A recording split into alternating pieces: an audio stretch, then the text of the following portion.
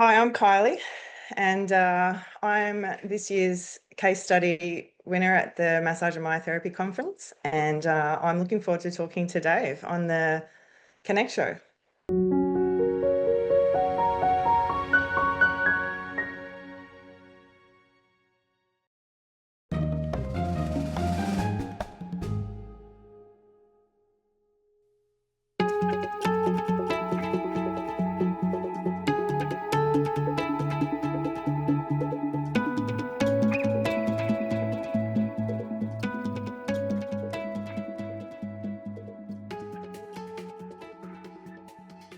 Hi, everybody. This is Dave Sheehan from the Connect Show, and I'm extremely excited to have Kylie Hicks along with me for this episode. Kylie was our case study winner for this year, and she's come along on Connect to talk a little bit about her background.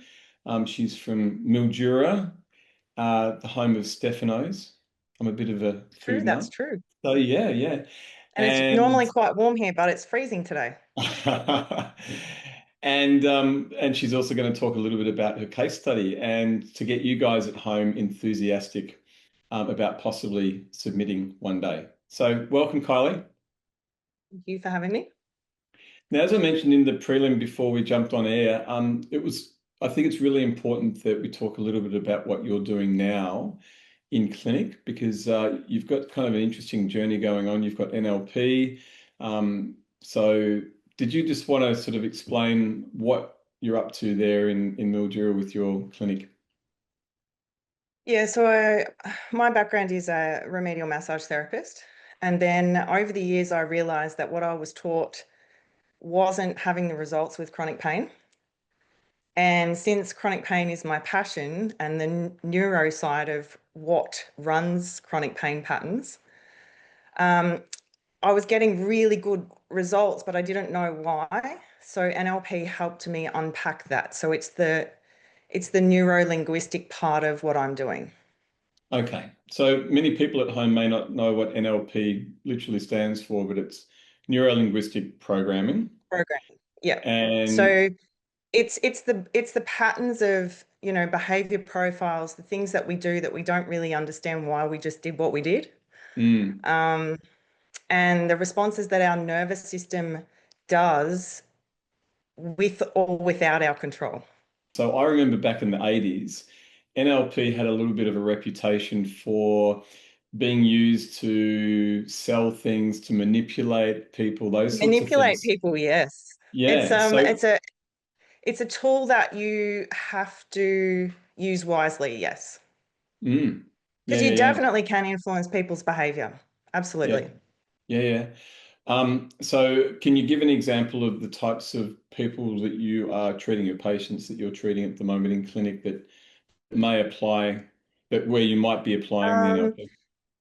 Pretty much every chronic pain client that walks in has some background in trauma. Um, Hmm. and usually the people that I see, we're talking decades long, and they've been labeled as complex cases, the ones that no one can make sense of. Uh, most of my clients have tried either surgery or cortisone or trial drugs or all sorts of interventions medically. Yeah, and with no results and no answers. So then they come and see you, and is it an ongoing thing as far as clinic for your Every patients, or client's different. yeah, Some clients I still see 8 years later, depending on, like it depends. If we're talking about MD and Parkinson's and things like that, we're managing and keeping them functioning. yeah, When it comes to chronic pain, I see all sorts of people. So, like, it could be one of the last clients that I onboarded was a lady who couldn't lift her shoulder for 40 years, and everyone's been treating it mm. thinking it's the shoulder. That was 2 sessions, and she can lift her arm up because it was the shoulder blade. Just, it depends on the clients. Most chronic pain clients, once we break the cycle, the Mm. pattern of the chronic pain cycle, then it depends on how they relapse. Sometimes they'll get a month pain free and then it starts to rewire, and we might do some follow-up work, but uh, yeah, it's very individual depending on where that pain cycles come from, and more importantly, what trauma it originated from also. No, for sure. Well, let's turn our talk to the case study itself that you submitted. Did you want to tell the guys just just the journey and actually from submission to having an opportunity this year to present at the conference, which was probably, I believe, a little nerve-wracking, but you got over it and you really had Oh a yeah. I I didn't get a chance to see the presentation, but obviously as conference coordinator, I was asking questions how it all went, and Yeah. you blew everyone away. Like it was just Oh, amazing, thanks for that feedback. supposedly. So it was really great to get hold of your actual submission and have a look through. But can you tell the punters at home a little bit about what you submitted and yeah, why it was such a successful presentation? Well, so I wanted to make it, obviously there's a lot of structure and process that has to go into writing a case study. So understanding that you have to follow that process, but I also wanted to present the human, because I think the reason case studies have never been interesting to me is you read them and they're so cold. They Mm. you know the client's not identified, which I understand. In my case, my client was so lovely in letting me share her story publicly. Um, and so, yeah, I wanted to show the human side of what we do and hopefully connect with a room full of therapists who are very isolated, I guess is the word, in Mm. what we do. We often don't see the ripple effect of what happens after the work we do. Well, it's interesting because I mean, we were just talking previously about your use of NLP, for instance, and that's the clinical. But now what you're saying is that there's a lot more to unpack when you actually develop Yeah, that practitioner-patient relationship, and how absolutely. important that is. Yeah. So did you want to just explain a little bit about the actual case study itself? So what it was about with the patient? Yep. So the case study was integrating tissue assessment and nervous system regulation in persistent pain management. And the client was a 58-year-old when I first started seeing her. She'd had a spinal fusion of C4 to C7 in August 23. And 6 months post surgery, she'd been seeing two physios, and the pain and it, while the surgery was successful, the pain was still debilitating. Hmm. She was in survival mode and she wasn't functioning. One of the physios suggested that she was, they'd referred her to a shoulder surgeon after having spinal fusion. And that was her breaking point. And a friend of hers recommended that she come and see me. And that was in February 24. So 6 months post surgery. I And think over a period, sorry, is she from Mildura? She's yes, local in the area? yes. Yeah. So when I saw her, she had no coping strategies left. Mm. And probably four appointments in, she was still in pain, but she had full range of motion, um, and was functioning.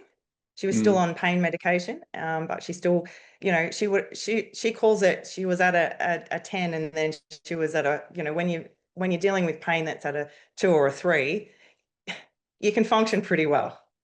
By appointment 7, she was pain free and medication free. Okay. And a typical example of a treatment, do you treat for like an hour or half an hour? And Yep. what's Hour a typical sessions. treatment? Hmm. I saw her. So the way that I work is when I onboard a client, I see them twice within 7 to 10 days. So that's the biggest gap that I will have, because if we want to interrupt the pain pattern, it has to be consistent and timed. Uh, yeah, so they're hour sessions. And look, I don't actually think that what I did was anything special. It was the things that you can't scan for and Mm. X-ray. It's what we do every day. It's simple nerve adhesions and a very oversensitized nervous system. Yeah, right. Well, it sounds like that she was fairly broken by the time she came and saw you, Kylie.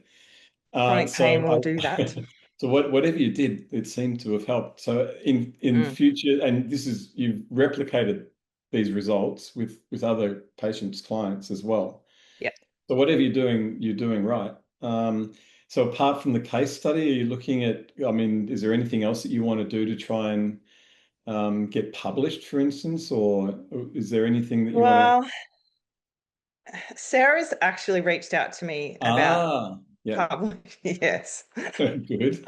We're still talking. I haven't decided whether that's something that I want to do or not. I think it sounds like there's a little bit of work involved. So yeah, we haven't decided on that one yet, but yeah, it's not off the cards. Yeah, that's good. Good to hear. And the future, Mm. as far as clinic, I mean, are you looking at expanding, or are you just enjoying what you're doing now? I don't know, Dave, if you know where Mildura is. I do. I've been to Mildura. I would love to expand. Therapists are the issue. If anyone wants to, come across the river and do some work with me, then that would be great. But yeah, it's tricky because the only clients that I work with are chronic pain, and so you kind of have to be passionate about working with that niche.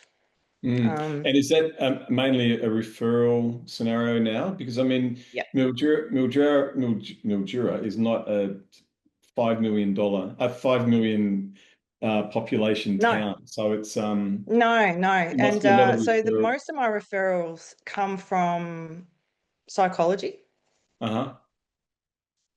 um, and past clients or current clients that Okay. know someone that knows someone. Yeah. But I do work in a chiropractic clinic, and so, we do a fair amount of teamwork there as well. Yeah, yeah, yeah. Cross Well, it sounds referrals. Yep. sounds Yep. amazing, and it's a short and sweet interview of Visits Connect, but it'd be great to get you back on That's at some. completely fine with me. You like to fly under the radar, I can tell. I It's do. been real. I I really do. appreciate I appreciate you coming on, and No, I thanks for think having me. the work that you're doing, it sounds really incredible. You're getting great results where, um, you're seeing people that have obviously been through a journey to get to see you, and you're having an impact. Yep. So I think that's to be applauded. The case study, as I said, from I missed it, but people that saw it, I mean, you had people in tears, Kylie. I did. So you're doing a great thing. So congratulations, and congratulations on the actual win of getting the case study scholarship. So And thanks for congratulations. having me. As nerve-wracking as writing a case study is, looking back and reflecting, I think you can literally write a case study on every client you see. And I think the therapists out there that are doing amazing work really need to share these stories. Well, it's a great reflective work that you can do on what you're doing to assist, clients, Yeah, patients. So absolutely. yeah, yeah, Yeah. great. Well, hopefully we've encouraged people at home who are watching this, members, to get on board and have a look. I think on the website, the Massage Myotherapy Australia website, there's templates, there's a whole lot of information about writing case studies. So if you are interested, it's a great way to dip your toes into the world of research as well. It's not throwing yourself off the deep end for, larger research projects. It's a great way just to reflect on who you're treating as well, as we just talked about. So thanks, Kylie, for coming on, and hopefully we've inspired some other members to get on board and submit for the case study I scholarship. hope so too. All right. Thanks again, and everyone at home, thanks Thanks. for listening. Thank you.